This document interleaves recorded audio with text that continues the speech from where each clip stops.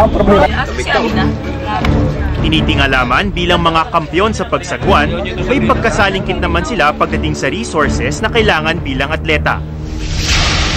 Alam nyo bang napakahalaga ng tambol sa Dragon Boat Racing? Pero dahil sa kakulangan sa pondo, nag-e-ensayo sila kahit walang maayos sa tambol.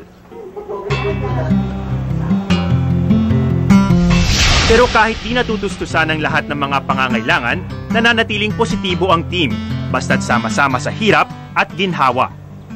Welcome. Ito pa yung apartment namin. So, pasok. So, ito kagulo. Sobrang dami.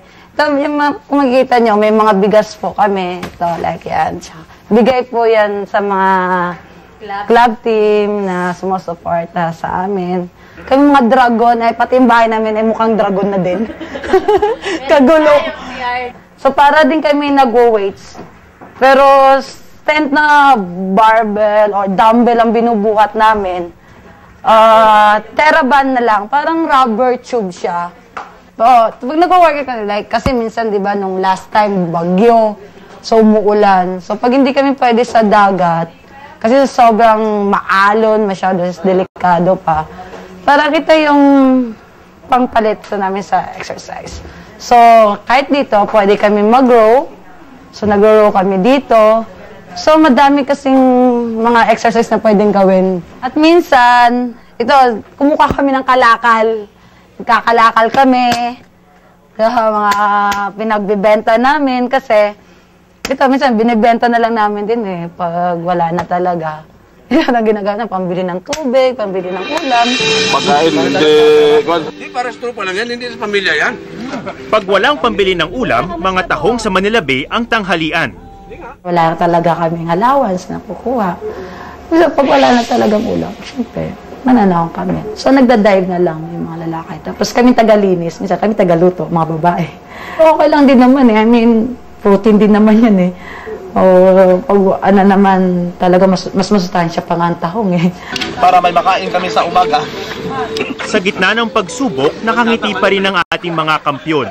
Mga ngiting dulot na rin ng maganda nilang samahan. Para po kami magkakapatid, sobra pa sa magkakapatid kasi halos lahat ng oras magkakasama kami. Dito, walang superstar. Lahat kami pantay-pantay. Damay-damay kami kasi pag nagkulang kami ng isa, hindi na kami makakapaglaro kasi 20 yung tao namin. So, dapat talaga pinapangalagaan kasi namin yung bawat isang miyembro sa isang team. Meron. May mga ate, may mga kuya, so may mga bunso din kami. Alam mo, wanted ka na pagdating sa physics. Ako yung pinakabata sa amin, ako yung bunso. Pag utos sila, parang ano lang, kung maglambing sila, utos na rin, isahan na. Ako yung madalas nilang paglinisin ng bahay.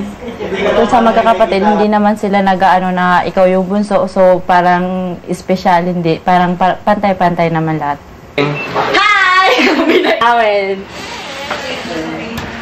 After ng training, minsan nga nagkukulitan na lang kami.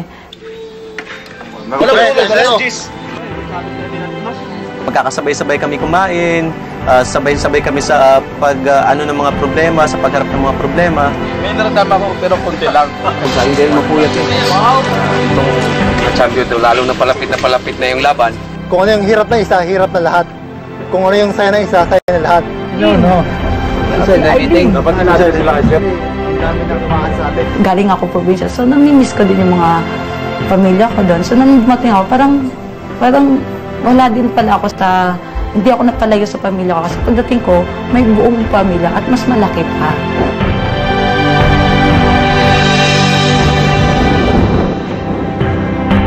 Sa aming pagbabalik, ang kakaibang tapang ng palaban na Pinoy. Tayo po yung may pinakamaliit na mga players, no?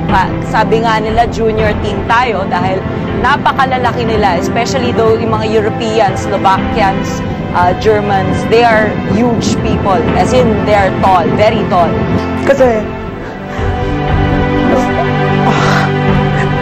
mas maganda ipakita nyo na kahit na ilang pakapakan kayo, kaya nyo yan.